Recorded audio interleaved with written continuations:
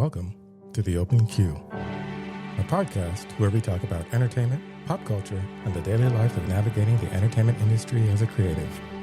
I'm your host, Shaka Omari, and I'm joined by my business partner, Charles Malone. We'll sometimes have other creative guests on to tell us about their journey in the industry, dealing with their ups and downs, struggles, and successes. We'll also touch on current changes to the business of television and film, as well as cue up what we're watching, listening to, or a piece of art we've been inspired by. The music you're listening to is called One Battle After Another, from the movie One Battle After Another, composed by John Greenwood. And now, let's get queued up. And once again, the queue is open. All right. So for this episode, this one I think is something we both watched that inspired us. So I'll get to the question about what inspired you this week. But it's One Battle After Another and the PTA universe. Yeah, man. Paul Thomas Anderson is this his best movie? Like right now is ranked, and we'll talk about this later, at 95 on Rotten Tomatoes. It's his highest rated film. Before we say, is this better than Phantom Thread or Will There Be Blood? Let's get into this because it's been kind of a controversial movie a bit. Before we do, the question of what inspired us this week was easy for me because I saw this in theater, and this is the type of film, because I won't say movie on this one, this is the type of film that reminded me why I wanted to make films. It really, I left the theater with my mind buzzing and shots and scenes, and there's Oscar nominations coming out of this film for sure. Yeah. I agree with you. This I remember texting you immediately after seeing this and being like, this is art. This is filmmaking. This is the craft. This isn't just hey, this is a business and we need to make a movie and this is a fun idea. This is this is, to me, is that line I think we talked about before, of art and commerce. I think it kind of technically is a flop at the box office considering the budget and what it made back, but I think it's gonna make it. I think it's gonna do fine once the award seasons and downloads, because it's a movie that I plan on owning. I think it's one that can stand the test of time. So I'm glad you said that, because we're gonna just jump right into talking about this before we give the summary of the movie. Time period wise, it was really interesting because I couldn't tell the time it took place. I knew it could be 2010s to now, but when they do their mini time jump in the film, where they flash forward 16 years, you can't really tell, which kind of will make it timeless, hopefully, in the long run. But do you want to give us a synopsis about this movie? Sure. I do want to say there's something else besides this that did inspire me. I ended up going to the Academy Museum to see the Jaws exhibit. And, I just went there to see the Jaws exhibit, and I ended up walking around and taking a look at the story of cinema. They have that exhibit up. They have, oh my gosh, Boone, Korean director that did Parasite. I can't. Bong Joon-ho. Thank you. Yes. I knew you would know because I know you love Korean cinema. They have an exhibit up about his stuff. And I just found it really inspiring to just be in that environment and just look at the techniques of filmmaking. They had the notes that Steven Spielberg had on the Jaws script for filming. They had some of the cameras that they use, like the Panasonic underwater one for the Parasite. They had storyboards and what the director was thinking about. What's the scary movie he did with that weird amphibious thing? The Host? Yes, The Host. And what his thought process was for that, and the deeper meaning. So all of that, just being in that environment. If you're out in LA and you haven't been to the Academy Museum, I think it's a really nice museum to go to not just see the history of filmmaking. They had this other exhibit that showed Hollywood from the 1900s and would go through the timeline of when every studio was brought up and how it was built out and how the city changed. I think it's really inspiring just to read and see what the directors were thinking and the movie making process and the props and all of that stuff. So going along with that in this movie, it reaffirmed, I just love this business. There will be a PTA exhibit at some time in history in the museum. And whether you're just visiting LA, it's worth visiting. But I will say specifically, if you are a filmmaker or interested in pursuing the industry and you've become jaded, and sometimes it's nice to just go to that museum because it reminds you why you wanted to do this. It's another place to get inspired and motivated. And sometimes when they have the exhibits, you can read about the person's struggle or what they were trying to do, which just lets you know you're not alone. But with that, coming back to one battle after another. Spoiler alert. So if you have not seen the movie, pause now, go watch it. Please go watch it. If it's still in theaters by you, please go watch it in the movie theaters. Yeah, it's definitely worth seeing in the movie theater. It is something that, yes, you should see out there. It's basically a radical former activist is forced back into fighting mode in a world of upheaval. So he has done some things in the past. He disappears for a while. He has a young daughter, and his past comes back to haunt him, basically. Yeah. And we're going to get into the specifics. So again, go ahead and pause this thing and go watch it because I'm going to spoil it. Man, right? Okay. So just what a way to start the film. Like I was sucked in with the opening sequence. Like the music is a huge part of this film. And I think when we did highest to lowest, the music there had really similar thing. It was across the whole film. It was very loud. It was distracting. But I think a lot of that was because the music they chose didn't really match the scene or tone of what was going on. This film, it really drives the film. But man, when they first go into that encampment, and y'all, this movie, people are trying to say like, well, it's not really a political, this is absolutely a political film. Yes. It is slapsticky and it's like a screwball, silly film while simultaneously having a lot to say. So it opens on, I think they're on like a detainment camp that they approach and they're going to like free people. Yes, they want to liberate people who have been crossing the border and have been put into internment camps, I guess is the best way to put it. But it's a rebel group called, I think, the French 75. Yep. And we start off getting dropped right in the middle of their organizing, getting ready to go liberate these people. And then we watch that drive through. And basically, this is their first battle into liberating people from a capitalistic environment. That is the overall theme through this, is that kind of battle between liberation and the capitalistic society. And you're right. The music, I don't even remember what the music was in that point, but it drives through. And the way that they get into that internment camp and that scene between Sean Penn and, why can I not think of her name right now? At the beginning, where she is basically announcing who they are. Phenomenal. Yeah. Phenomenal. Just the grittiness of it, the manipulation that she does to him, the reaction that he has to the whole thing, the power dynamic, like at that point, it's like buckle the fuck up.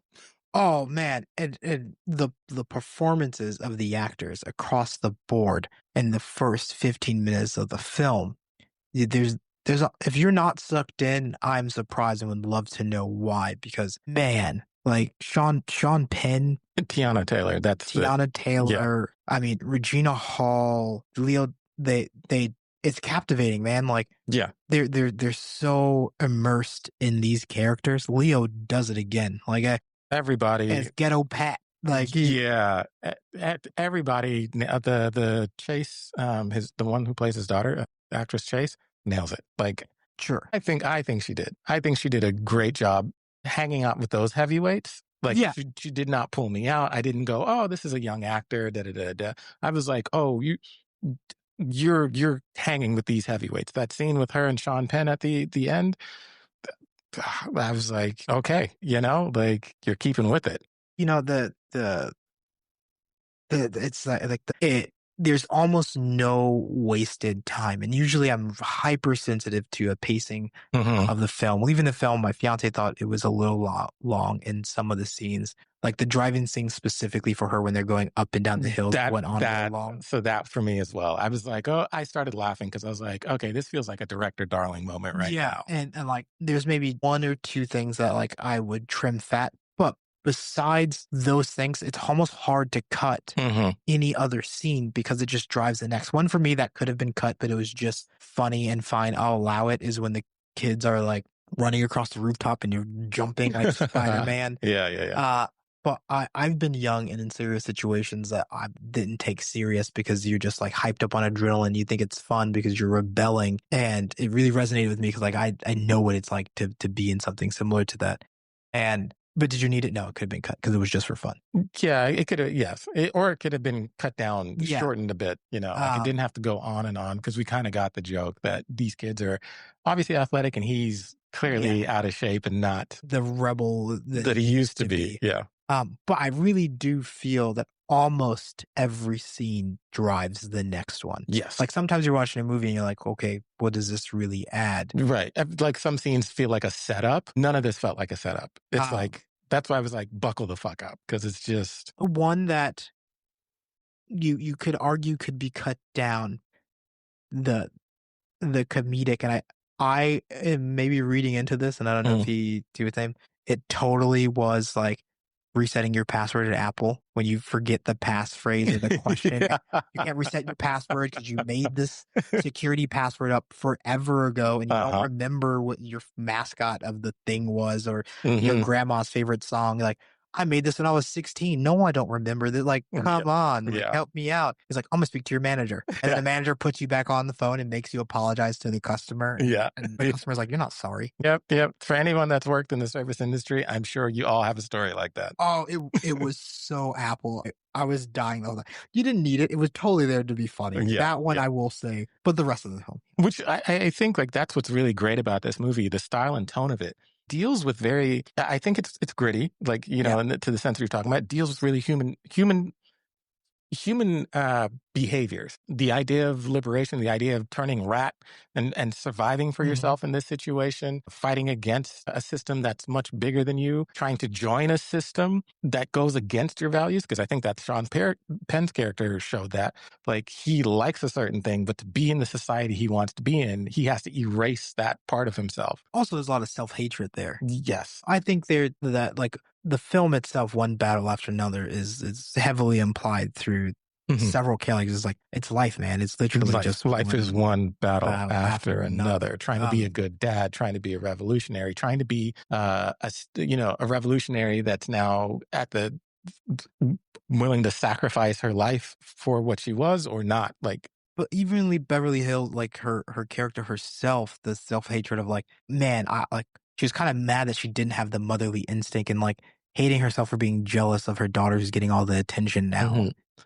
So I have a question on that. I wonder, did she know that she was pregnant with Sean Penn's character, and that's why she was like that? Because remember, there's that line where Leo says, "Yeah, the way that she's drinking, you would think like she wasn't pregnant," and I'm wondering if she felt guilty about that particular situation, and so there was some, to your point, self-loathing and hatred because she loved her daughter, but at the same time, her daughter reminded her that she was not as hardcore about. Maybe I will say I, as an audience viewer, knew immediately as soon as they showed her belly and she's shooting the gun. I was like, "Oh, Mhm. that's his kid." Yeah, same. So when the twist of like running the DNA, there wasn't really A shock for you. suspense. Or yeah, I was like, "That's his kid." Like, Yeah, if this line is gonna be straight, I'm like, "It's gonna be straight." yeah. Um, but yeah, I didn't think about that part of like, was she angry because she knew? You didn't necessarily know the timeline between when she was hooking up with Leo and when she went to hook up with. Mhm.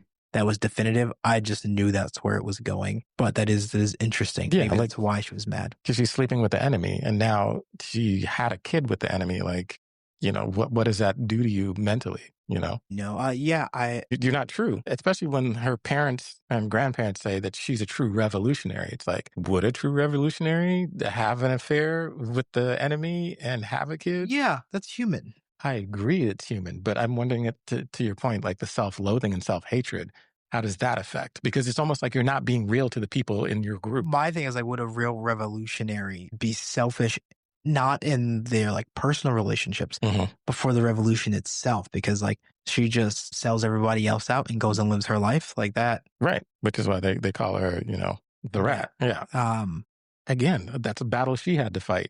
It's so. Yeah, I mean, the movie itself, because of Lockjaw, Sean Penn's character's name, who's, this military vet who impregnates this resistant person, then Mhm, uses his power mhm. to get her out of trouble just for her to leave him. And, flash forward, he gets the chance to join this very elite secret racist white organization Mhm. called the Christmas Adventurers. Yeah.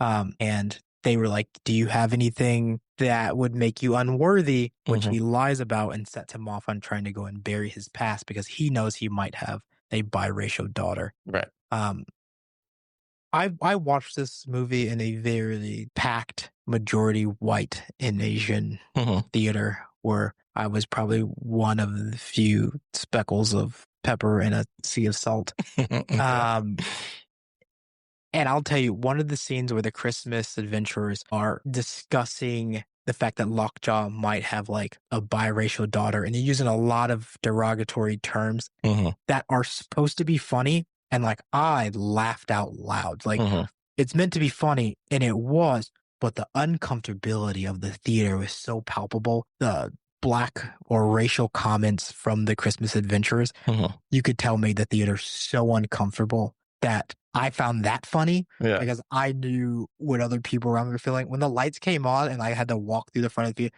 like I looked up at the theater and I could just tell people were like, "Oh fuck, don't look at me!" Like, and it's so funny. So this movie has actually been really controversial. Mhm. MAGA has Yes. said it's inspiring like leftist violence. The Christmas tree people is like, well, there's this conspiracy that there's a large like racist white or it's like, yeah, but like the self-hatred from Lockjaw's character, he wants to join this elite group of white individuals who get, the best of everything. And I love the fun satire that Paul Thomas Anderson's poking at it because I think one of the things that they say to Lockjaw when they first like approach him is like, no, you're not the smartest, you're not the best soldier, you're Mhm. not the most qualified, Yep. but you are superior. Yes, yes. Again, the way that he like slides things in there is so interesting because Lockjaw specifically says at one point, I think to Leo's character, he loves black women. Yeah. Like he actually gets upset when he realizes Beverly Hills is dating Leo. Like he gets annoyed by that because he wants to be the one. And he does all that stuff just to buy her a house, and he comes to show up with roses. So it's so very funny that the society he wants to join in doesn't actually accept him fully. So he can't even accept himself fully, which is where a lot of his angst and anger comes from. He has to now erase a part of himself to join this quote unquote superior society. It's like, really? Like, it's again, that is brilliant in it. Benicio del Toro, sensei, I absolutely loved in this thing how calm and collected he is that you think he's not doing anything until you realize he has a whole underground operation dealing with immigrants. And he's so cool and collected about the whole thing. He's just a shout out to that part of the movie. Just showing that there are people out there who are trying to help these immigrants start a new life while living their life. And they think nothing of it. Like they're just like, this is what we need to do. He has that going for him. The scene in which they, again, talking about the style and tone, when they have the protest because they go to a sanctuary city, is what they call it. Lockjaw makes up a reason to go into the sanctuary city, which I thought, again, is probably why MAGA was upset because they have no reason to go in there, but they construct an idea because Lockjaw wants to find his daughter, basically, and erase Give me a her. reason to go there. So they make a reason to go there, and it's on immigration, and they just start harassing people. So it's a sanctuary city. So obviously, people are going to stand up for the immigrants. So they have this protest going. And again, they do the thing which is like, let's fight fire with fire. And they have masked individuals come in and start throwing bottles at the military. To be specific, the side that's sanctioned, let's go, not the sanctioned side, the side that's military military side. who decided to make a reason to go into the city has agents infiltrate the protest side just to incite violence, which we saw like documented proof during 2020, the Black Lives Riot matters. It's known that like people got caught from the other side coming to incite violence to stir things up. So it's like, it's not very far-fetched. It's not that much satire as much as it is like, again, art pulling from reality. You're like going into Portland for what reason? Or let's send the military to San Francisco for what? We'll find a reason. Yeah, is it a very anti-fascist film? Yeah, I hope it is. And I hope he absolutely intended it to be because like, this is the type of like art we need now. Yes. Because entertaining with something to say, because the movie, take out all the political stuff, is highly fucking entertaining, y'all. It's super entertaining. Even in that protest thing, that's the part you're talking about with the kids jumping over the roof. Leo's character has become such an out of shape, I think that's a beautiful thing about the thing is like as a youth, he's all, yeah, until he has the baby. And then he's like, we're a family now. Well, we have something else that we have to think about. It does change you. Speaking from my own personal experience, that like you have a kid and it reshapes your priorities or how you think and how you approach things. And again, I use this word before on the podcast, but the duality of like, man, I still want to fight these like fights, but now I have a kid to think about. Like, So it's a different fight. Yeah, but like, do you put yourself in the way of danger like you would have without the kid? Right. It's a harder choice to make. Simultaneously, I think you want to set, speaking from my own personal opinion, you want to set the right example of like, there are certain things that are worth fighting for. So it's another battle. It's another battle. You go from fighting just for yourself to now, what risk do you take with your daughter? It's even when he goes to the school and he's like, are you guys teaching the right history? You're teaching, yeah. Which, I think is a small commentary on, not just leaving it up to the schools to educate your kids. I think a lot of people send their kids to school and it's like, well, that's the school's job. And maybe I'm being a biased parent, but I think, it's as much as the parent's job also to make sure that your kids are getting instilled with the lessons that you want them to learn and not just, and you could devil's advocate and say that about the far right too. I'm pretty sure they're doing it. But, we got to do our best to teach history as it happened, or you're doomed to like repeat it. Yep. Or just use it as a blueprint. Sorry, you let me off on this mic. It's gonna happen. No, I mean, like, I agree with you. Like, use it as a blueprint. That's what we are seeing now. It's insane, which is why they're having the reactions that they're having to this, because I don't think anything in that movie you can't point to and say, oh, but that's reality. And that, I think, is what the discussion is on this. The sanctuary city thing, that's currently happening. The idea that people are getting squeezed out and are upset, that is currently happening financially. People having self-loathing and hatred about themselves, that is currently happening. And since we're on the mic, the idea that there is a super cabal of people at the top who only think a certain way, well, there's some people there was a swastika behind a congressman person's, the young Republicans, I'm just going to say it, they had a bunch of Nazi and derogatory and racial comments in their chat. I mean, it's not that far-fetched. No. And I'm going to say this, and I'm going to say it again. I'll say it till it's blue in the face. We need to start examining, as humans, as people, things that make us feel bad or uncomfortable about ourselves, because you're feeling that for a reason. Yes. And it's your job to unpack it and figure out what you want to do with it. So if you watch a movie like this and you're feeling uncomfortable, think about why. I think that's the whole point of art. Art is expressing the human condition. So if you're uncomfortable about something, this is your way, your catharsis to say, hey, let me review. If I'm uncomfortable, let me change. And I think that's the hardest, as Michael Jackson would say, man in the mirror. I think that's the hardest thing for people. I think he says it in Catcher in the Rye as well. It is difficult for people to think they could be, as in like Lockjaw's character, they could be the thing it is they don't like. Instead of just saying, but I like those things. So let me see how I can either make it work, or if I need to change. And I don't understand why a lot of people don't like living in uncomfortability, because it's literally life. It's one battle after the other. Yeah, I agree. And I do want to like talk about the other side of things. I have heard of a couple of controversies from the Black perspective on the film. Some people had uncomfortabilities on how like Black women were portrayed in the film.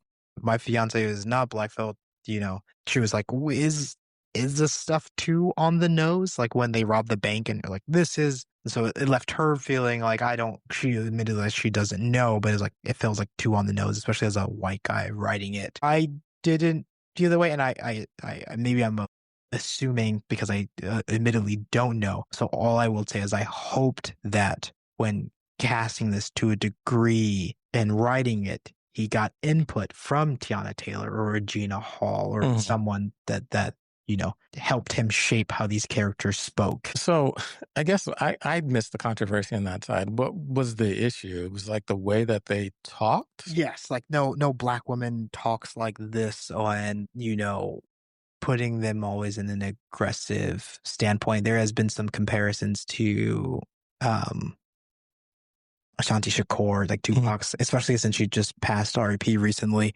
I don't know. I've heard like mixed things. My personal like dive, I've seen nothing but people like accepting the film. Mhm. My also own personal opinion, I didn't have a problem with it. I thought it was the Tiana Taylor's character and the Regina Hall character showed in one scene that we're not a monolith. Yeah. When like Ghetto Pat, Leo's character, does his big display of fireworks and it's all blowing up and he's like shouting all this ghetto stuff, Yeah. which is hilarious. But Leo did Yeah. this, by the way. Yeah. And Tiana Taylor's character is hypercharged. Like they get in Yeah. the car and she's like all over Leo and Yeah. yelling. Yeah. And like Regina Hall character kind of just looks back like you need to chill. Yeah. They exchange this look of like she's wild. But that's the impression that I got because she got turned. I mean, like the scene in the beginning with Lockjaw making him get it up. She gets hypercharged sexually by these moments of power. Like that's her thing. I mean, like the way that she has a power dynamic like thing But I specifically like that Regina's Hall character, is the opposite. the polar opposite of her Yeah. character. They're both here to fight for the resistance. They're Yeah. both here doing the right thing for the cause in two very different approaches to show that like That we're human and not a monolith yeah. because the black dude's in there. Did anyone have a problem with the black dude? No, or the other black woman who does like walk across the bank thing and like says the thing. Yeah. She looks completely in shock when Tiana Taylor kills the bodyguard. 100%. It's just like, oh, I didn't know we were here for that. So I personally didn't have. I'm just saying like some of the things I've heard to like talk about some of the. No. Yeah, I'm not coming at you. Yeah. I just find that very, again, monolithic. It's just like there's all of those women in there have a different dynamic. The one you're talking about walking on it, she has kind of like a hippie, Yeah. kind of view. Tiana Taylor clearly is the more aggressive of them. The Regina Hall character seems to be a little bit more of the logical thinker one. Yeah. Even when she shows up, she's more of like the planner. Hey, do you have this? You lied to me. Being very calm and practical. Like, I even like the part with her and the nun who's like, yeah, I don't know how you still fight for this. Like, yeah, I'm tired. yeah. The nun's like, yeah, no, I'm done with it. It just showed a different dynamic of all these different characters and what this battle has taken their toll on them, like life. Yeah, I don't know. There's different types of revolutionaries. Yeah. Like that's just what it is. You have your Malcolm X, and you also have your Martin Luther King. There's different ideologies when it comes to revolutionary. I don't know if one is better than the other. I think it just depends on the context of the situation. The Charles Xavier's Magnetos. You know, Not the same thing to a degree. We just go about it very differently. Mm-hmm. Yeah. So I don't know. The fact that I still feel so emotional talking about this film and like it's a mark to me of a great film. Yeah. And I think Paul Thomas Anderson is one of those filmmakers whose movies usually tend to leave a lasting impression of some kind. And just going off one bit, unless you have some more to say on one battle after another. I'm now like so dropped into remembering and reminiscing that movie that I'm just I'm trying to think if there's anything other than we talked about, but the whole thing is a complete package. I want to talk about some of his other films because like one of the immediate like conversations I had with my neighbor right away before they saw the film, they started looking stuff up and like talking to other people, which I feel like I was like, dang, why are you doing that, man? Just go watch the film. Because like he heard that someone said it's better than There Will Be Blood. And I was like, man, you're kind of tainting the film because you're going in already stacking it up against something else. Like let it be what it is and then decide. Going in expecting one film and then it might not hit that is going to leave you disappointed. But I also love There Will Be Blood. Same. I personally like this one than There Will Be Blood because of the more like intentional comedic elements. Like I don't know if he 100% meant the slap to be as comedic as it was in There Will Be Blood. It's one of my favorite scenes when Paul Dano was just slapping the shit out of him. It's like so funny. Or I drank your milkshake. It's just so funny. That seems so weird to me, like kind of out of place. Where I feel like the comedy in one battle after the other was really well placed and well timed and well delivered. Also, shout out to Leo in that movie, real quick. When he speaks Spanish and does the Mexican whistle, kudos, man. Kudos as an actor. Across the board on all the stuff that he does in the film. Yeah. Kudos. Talk about disappearing into a character. But There Will Be Blood, absolutely loved. Thought it was good. Because again, you know me, I like historical stuff. Boogie Nights, I don't know if you remember it. Again, like historical stuff. Boogie Nights, awesome. Just so awesome. Who is it? Burt Reynolds' greasy self? Come on. Heather Graham, Mark Wahlberg. Great. I think I've talked about this on another podcast at some point, but one of my crushes, or maybe this was off the podcast and I'm just going to reveal myself, has always been like Julianne Moore. Yeah. We have discussed that off the podcast. Okay. Well, now it's on the podcast. Even so much so when she did her, I think she was Baldwin, the biggest Baldwin. The one that's like, Alec? Yeah. Yeah. Alex Baldwin's wife in 30 Rock is Julianne Moore. She has a Boston accent. I was like, yeah. This would be being a math hole. Big fan. But yeah, Boogie Nights. Yeah. Solid. For fashion reasons, like my mom did interior design. I grew up with sewing machines and fabrics and like Phantom Thread and some of the dresses in Phantom Thread. So I haven't seen that one. Haven't seen Phantom Thread yet, but I know of it. I just Daniel Day-Lewis, one of the best method actors, if not the best the Tom Brady of method acting. Yeah. Of all times, never fails to deliver. The like costume design is superb. Yeah. I'm someone who I know. You're a fashion guy. Like the city, the majority of fashion, Sex in the City, awesome. Yeah. I did not like Licorice Pizza. It is really high up there. It came out. Yeah. I did see that one 3-4 years ago. Yeah. Yeah. It didn't have an impact on me, I guess is the best way to put it. But it's really high rated. And I just one that just didn't. It's one of those movies that maybe it wasn't for me. Right. Yeah. That's why I said it didn't resonate with me that much. It was nice, but it didn't resonate with me. I think when people think Paul Thomas Anderson, sometimes they're like, what? One of my ones that I really did enjoy was Punch Drunk Love. But what I love about Punch Drunk Love is some people either love it or hate it. And I think people that hated it saw Adam Sandler and was like, oh, this is going to be like, haha, funny. Yeah. Yeah. And it was not. Yeah. That's a good one too. I like that. Yeah. I mean, Magnolia. I never liked. So Magnolia, if I turn on my TV now, you would see it's on my watch list. I have known about that movie since, when did it come out? 1999? I have known about that movie. I've seen clips from that movie. For some reason, I have not sat down and actually watched that movie. I don't know why. And I have it on my up next list because I'm like, just hit play. Just hit play and watch this thing. Have you seen the cast? Yes, I know. Trust me, I know. In 1999, I was very much when that movie came out, I was like, because I saw clips of it, I was like, I want to be in a movie like this. I want to do a movie like this, even though I've never seen the movie. Tom Cruise in that movie, bro, again, I've seen the cast. I just need to sit down. Again, I can say Julianne Moore. Okay, for your love of Julianne Moore, I will hit play. As a person, just have always had crushes on older women. Like I think for the longest time, you're like, "What's your celebrity hall pass?" I don't necessarily believe in hall passes, but the running joke, if I did have one, it was like Helen Mirren. Yeah, well, I mean, I think she was everyone's hall pass. The woman is just beautiful, inside and out. At least she seems so from the inside in the interviews, and outside, yes. So going back to just PTA, just his filmography masters. Philip Seymour Hoffman is another R.I.P. Philip Seymour Hoffman. I had the luxury of meeting him once. Very nice guy, brilliant actor. Inherent Vice, which I haven't seen that one. I did not enjoy. Okay, yeah, kind of like Licorice Pizza. It wasn't for me. I think I like the style it was going for, but I've never seen Heart Eat. That was the movie of his I've never seen. It was 1996. No, I didn't see that one. His filmography, that's the only one I didn't see unless there's earlier films. I think I was too young for that. It doesn't mean you're too young. Just even as an adult, I have never went back and tried to watch it. Because I was too young for Nolan's The Following. As cinephile and young film buff, it was you went back to go back. Yeah, it's also if you're gonna rob a house, the genius thing of robbing a house in the daytime is you look like you're going home and think no one's really suspecting anything. I was like, oh, that's smart. That does make sense. Yeah. Yeah. Huh. No one would question it.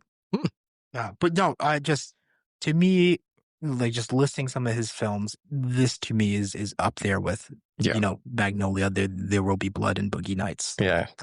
Now, do you think it's because it feels relevant to this time that adds some extra to it? Or is it just from a filmmaker's standpoint? You I would feel so? say just the energy of like you don't necessarily know what they're doing when they first pull it. Just like the opening scene, it's the intensity of the film. Yeah. I think it. I can't say no that because it's really poignant for like what's going on today. That is not like a cherry on top. But I think if this was just made, it would still be just as good. Because think about it, the characters are so well developed and Yeah. lived in. Yeah. Yeah. And that's what I can And say. again, it's dying. You can feel this. It's palpable, like the Yeah. energy of this film. Yeah. That's what I can say. Even in the beginning, when you meet everybody, when they're gathering, it just feels, again, like you're just watching a group of people. It doesn't feel like characters. It's like, what's going on? And everyone, you just enter into a world established. Yeah. And it's just, again, it's buckle up because you get Beverly Hills hyper, what you call it, hyper energy from the get-go. Yeah. And then I do feel like it transitions for a second when you have Leo's energy until that same revolutionary energy that Lockjaw brings stirs everything up again. And I think there's like classic like foreshadowing and whether it's like script or film techniques like the plant and payoff like really early when they're like, okay, here's this device. If this device is going to emit a signal, and like if someone has the same signal, then like and like you can trust this person. Like they're setting this up, and then Leo, fast forward 16 years, they forgot about the resistance. He's now just full dad. He forces the daughter to take it out, and she's like, "This thing never works." And like and you're just waiting that somewhere in the film, this thing is gonna have some use. Off. Yeah. So it's perfectly timed. Again, the tone, the style, the pacing, the energy. Beverly Hills in the beginning, her energy, and then Leo's scattered energy of trying to remember everything through the rest of the movie is great. And there's so he does a good job of juggling all these characters. Yes. There's also on the Christmas Adventurers, there's like a guy that's sent out to clean everything up. There's the bounty hunter who like they have like pick up people that they need picked up. Even the military lackey that does the interviews have such an intense energy. He's good. Kudos to that actor as well. Yeah, I mean, like, yeah. Just when I say like everyone, yes, for the most part, holds their own with these titans. Like you think about Benicio, Sicario, you think about Leo and his entire filmography. Like, but everyone like brings their A game on this film. Even one of the resistance was, I think she's a lead in Licorice Pizza. When they all get arrested after the thing. Superb. So please go see it in the theaters if it's around you. Like I think this is one worth seeing. Yeah, this is one I will second that is could you watch it and still enjoy it at home? 1,000%. But is it absolutely worth seeing on a big screen, immersive in the sound? Like it, yeah. It's good. So I think you did have some questions that you wanted to ask the audience, right? Just for our listeners. I think one of them was, how do you feel about films that blend big budget action with auteur sensibilities, right? That you wanted to like elaborate a bit on that? Just again, I think we keep using this term, or at least I do, that line between art and commerce, right? Like how do you make something that is like commercially viable and yet still says something? It's something that like I struggle with as an artist myself. I think sometimes I have a hard time just doing something simple and fun because my brain is also like, yeah, but what does it mean? Me and Katya, when we're talking, I was like, well, does this have a soul? Like we talk about that a lot. Yeah. Like, can something be commercial and have a soul? I think the answer is yes, because Thunderbolts. Yeah.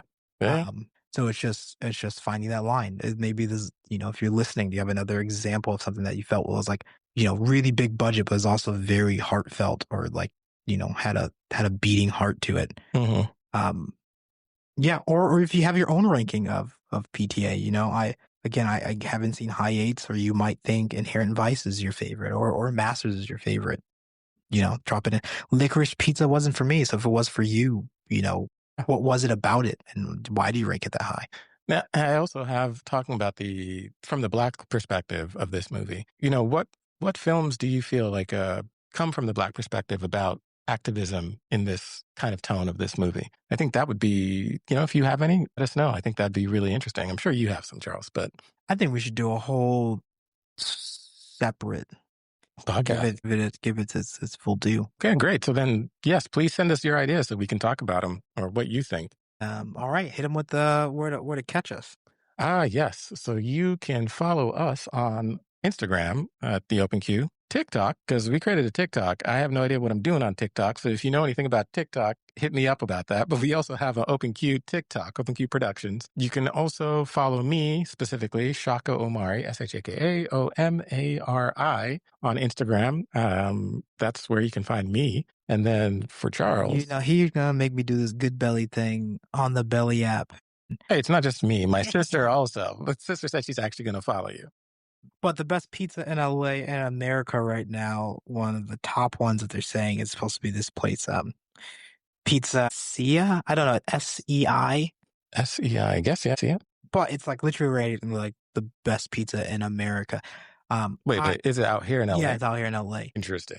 But to us East Coasters and things, it's not like a slice of pizza. It's more like the Italian style, like pie. Not the best pizza in America. Just gonna say that. It is good though. So if you're here, check it out. It is really high rated. Yeah. Everyone else loves it. But does it touch like a really good slice from some of the best places I've had? No. So go check it out. Hit us up. Let us know what you think. If you agree with Charles on that one. Having lived on the East Coast, I have to say, East Coast pizza. Best pizza. Yeah, but yet again, Pizza Sia keeps ranking the top 50, the top 10 in America. And it's good, but it's not beating a slice. All right. On that note, I feel like I'm going to go grab a slice of pizza. We'll see you next time. In the queue. In the queue. Bye. The Open Q is an Open Q production. If you like the show, be sure to follow, rate, and review it on Apple Podcasts, Spotify, or your favorite podcast app. And tell your friends and fans to do the same. Also, feel free to share a link to someone who you think might really enjoy this conversation. The music you're listening to is called Trust Device, from the movie One Battle After Another, composed by John Greenwood. Until next time, see you in the queue.